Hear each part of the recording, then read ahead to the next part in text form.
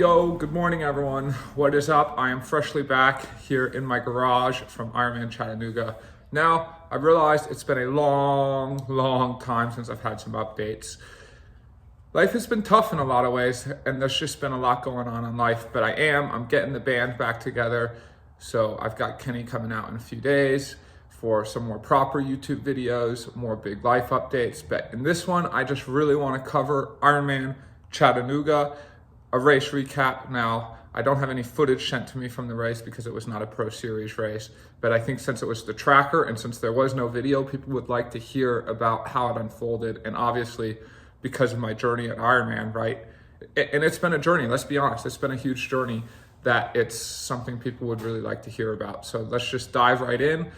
I want to start with, okay, I won Ironman Chattanooga in 2019 on September 29th. So it was exactly 5 years to the day between the wins at Ironman Chattanooga. And then my only other Ironman win, I shouldn't say my only other Ironman win, it's still, I've now got 3 Ironman wins, was Ironman Coeur d'Alene in 2021. But, amazing grace. I once was lost, but now I'm found.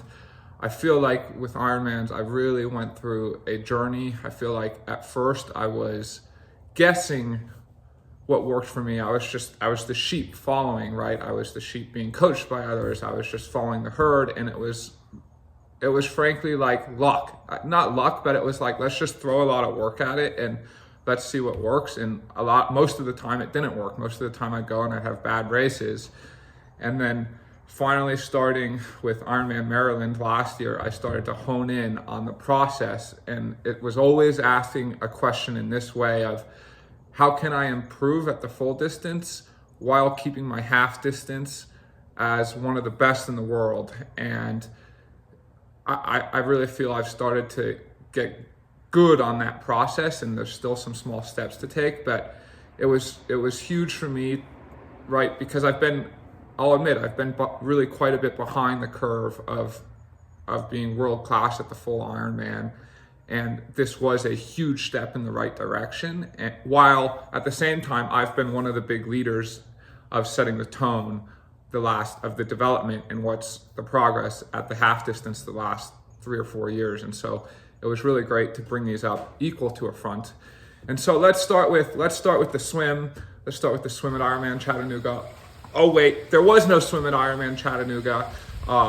Almost forgot about that. No, I didn't. Obviously, we had Hurricane Helen come through, so the rainfall was quite big, and there was just no way to have a swim. I actually wish we would have had a swim because the current was flowing quite big. I reckon I probably would have swam under 40 minutes, which I went 6:32, so add in a few minutes for transition, and my full Ironman would have been under 7:15, which right now all I have to hear is that I won the race supposedly because there was no swim, which frankly is complete and utter bullshit. But we don't need to dive down that. But a 7:15 would have been an awesome time to lodge, and then we would have really been talking about that. So the time trial start was super cool. We all drew numbers. I drew number 28, but there were some gaps. So I think I went 23rd because I went in 11 and a half minutes back from the first guy starting at 30-second increments. And that was a pretty cool experience. People were cheering you on. Effectively no warm-up, and with how the numbers were drawn, I had a pretty good idea that I was going to be in no man's land because we had a few of the top guys start first, or near first, like Michael Weiss and Joe Skipper were way up there. And then we had a huge gap of strong cyclists to me. And then behind me, we actually had a lot of the firepower, especially because they just put the guys from Augusta who came over at the end. So then we had Cody Beals down there, Jackson Laundrie who hopped in, who ended up getting the fastest bike split, Andreas Streitz, and Elliot Bach were all right within each other. They started, I think Cody was the first one to start 2 minutes behind me. So they formed an alliance or a group together, and we're all working together. I could see this at the turnarounds, and I was solo. And this was the first time I ever wore a heart rate monitor. So in a full Ironman, but actually even in any half distance race, I use heart rate every day in training. But for some reason in racing, I always just said, I just want to race and I don't want to look at it, which I think might be good for a half because it's just about pushing. But for the full, I kind of wanted to see, well, what's it doing and how does this mean for training forward?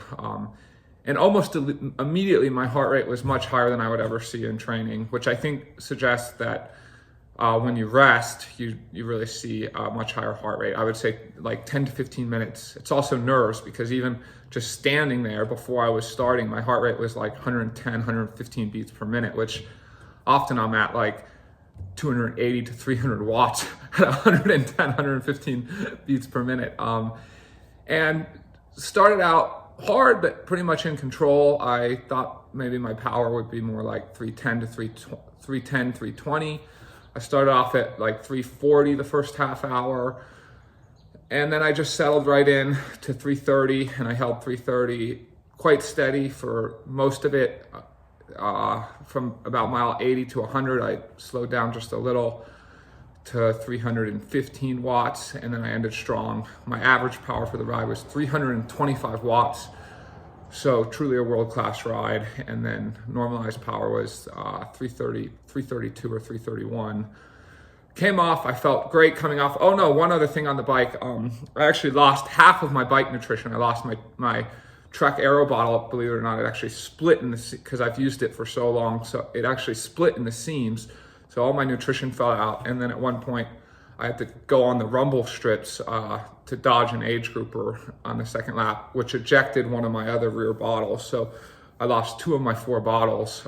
So I was a little low on nutrition, which is super cool because I've been working on my fat burning. And in the past, if I would have felt short on nutrition like that, my race would have been over. I would have been walking, but I had metabolic flexibility now. So I got on the run. I could tell I was a little bit low. So I hit a bunch of, like a ton of carbs right at first to get going, which of course that many carbs at once made my stomach a little bit upset, but I dealt with it after the first 10K, and then my stomach died down, and then went quite strong. And the first 18 miles of the run came so easy to me that actually I was thinking, wow, I'm gonna get to mile 20 and I'm gonna like pick it up and feel great. But alas, that's not what happened. That's what an Ironman is. I got to mile 20 and it started to get kind of tough. And then at Chattanooga, the last 5K is actually the hardest with the hills. And so I got there and I was definitely in the hurt locker, but I was supposed to be in the hurt locker. And by that point I had built up a bit of a lead. And I was watching my heart rate again, and on actually one of the final hills, it was going up over 150, which normally 150 would be kind of high, at least for an Ironman pace. So I actually opted to walk for about 20 seconds to keep it below 150, and then picked it up and heard that like I had to finish. So I sprinted the last mile super hard. But now what's trippy about watching this, right, is like, it's super trippy on course because a lot of the spectators, they don't know that it was a time trial start. So it's actually not who's in the lead at first. So a lot of people are yelling like, because Michael Weiss was ahead of me about half the run, they're saying like, oh, the leader's 2 minutes ahead of you. But I was already 5 minutes ahead of Michael Weiss because he started 7 minutes ahead of me. And then it's all based off the timer mat, but Cody and Jackson both started behind me. So then I'd pass the timing mat and I'd get splits like, oh, you're now in the lead. But Cody and Jackson hadn't come through yet. So like you really needed people on the course who were like really educated and smart about the race, which there were a few. So I did get some great splits, thankfully, from the real Tri Squad, and Lisa and some of the age groupers who really knew what they were doing gave me great splits. But you had to get the most out of yourself because you never knew what information was accurate and what information wasn't accurate. And actually at like 23 miles, I started to let up because I was hearing that I was 2 minutes ahead of Cody, but that was old information because then like finally with like a mile and a half, 2K left to go, I was informed that it was like 30 seconds or less, which is like obviously too close to comfort. So then just absolutely had to hammer it in. Yeah, it's tough because you don't really get to enjoy the finish line with this time trial start, and it was so much anxiety. But overall, it was a great race to move in the right direction. And I think for you guys, your perception is different because you see the timing mat and it looks like, oh, Cody and Jackson, they're ahead of me, which I think in your mind you envision them like farther up the road. but they're actually like on the course behind me because they started behind, but effectively ahead. So it was a total mind trip. But yeah, just so great to go to Chattanooga. So great to get another Ironman win. So great to close that gap between my full and my half. By some, I still think my half is a little bit ahead.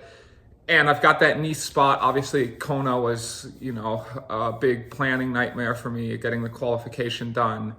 And now I've got my year much more wide open next year to pursue and do what I want. And at the end, I follow my heart. I do what my heart desires. And so I just want to thank you all so much for your support. I know this video maybe doesn't have all the cinematic footage, but that is coming your way. Thank you for all your support. Yo, yo, yo. And congrats to everyone finishing Ironman Chat.